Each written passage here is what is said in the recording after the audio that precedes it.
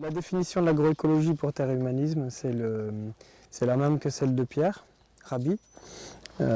C'est-à-dire que c'est à la fois un ensemble de pratiques agricoles, donc une agriculture écologique, mais aussi toute une démarche éthique, une recherche d'harmonie avec toutes les espèces vivantes sur la planète.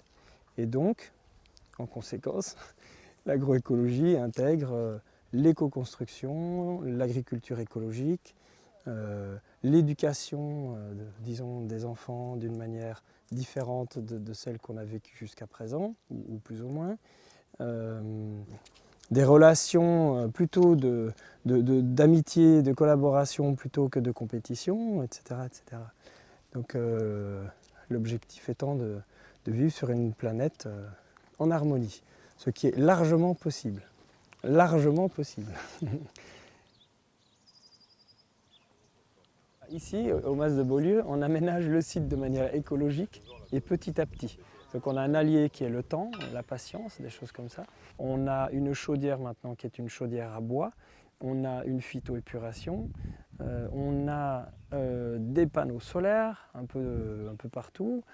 Et on utilise des matériaux le plus écologiques possible. Voilà.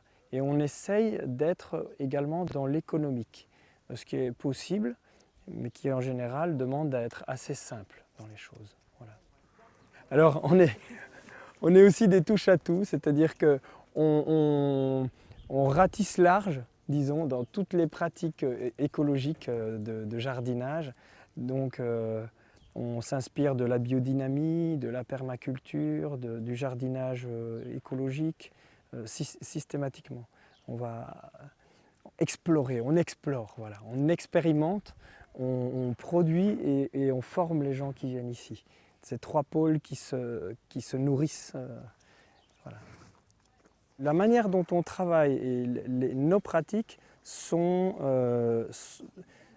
transférables ailleurs dans le sens où on pense toujours au sol, à la vie du sol. Donc on respecte le sol. Donc on va penser, pour la vie du sol, il y a l'eau, l'air, la nourriture, la chaleur, voilà, des choses comme ça. Et donc, en fonction des endroits où on va penser à ça. Et voilà, donc il y a une partie de nos techniques qui sont applicables même dans le nord, on va dire, mais il y a une partie de nos pratiques qui sont inspirées éventuellement du Sahel, de ce qu'on a, de nos partenariats avec les Africains du Sahel, mais également du Cameroun, par exemple. Voire du Maroc. Voilà.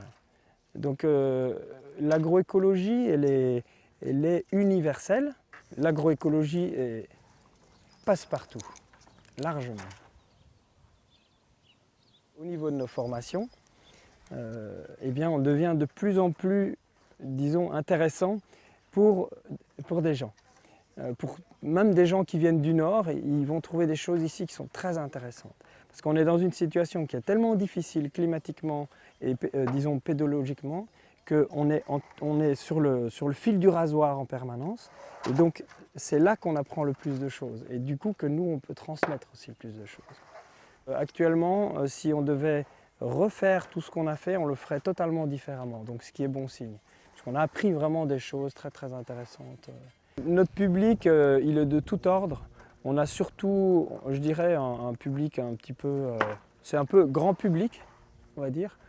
Mais parmi les gens qui viennent, il y a également des paysans, des maraîchers, des vieux, des jeunes, des femmes, des hommes.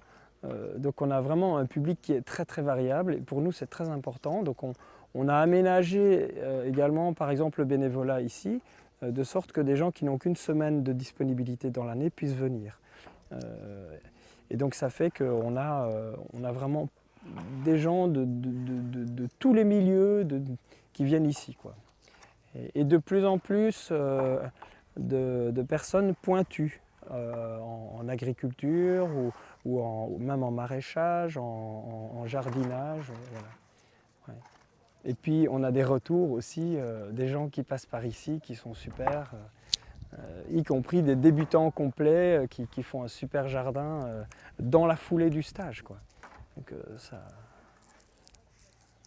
C'est assez émouvant hein, des fois, hein, les réactions qu'on a, hein, les retours.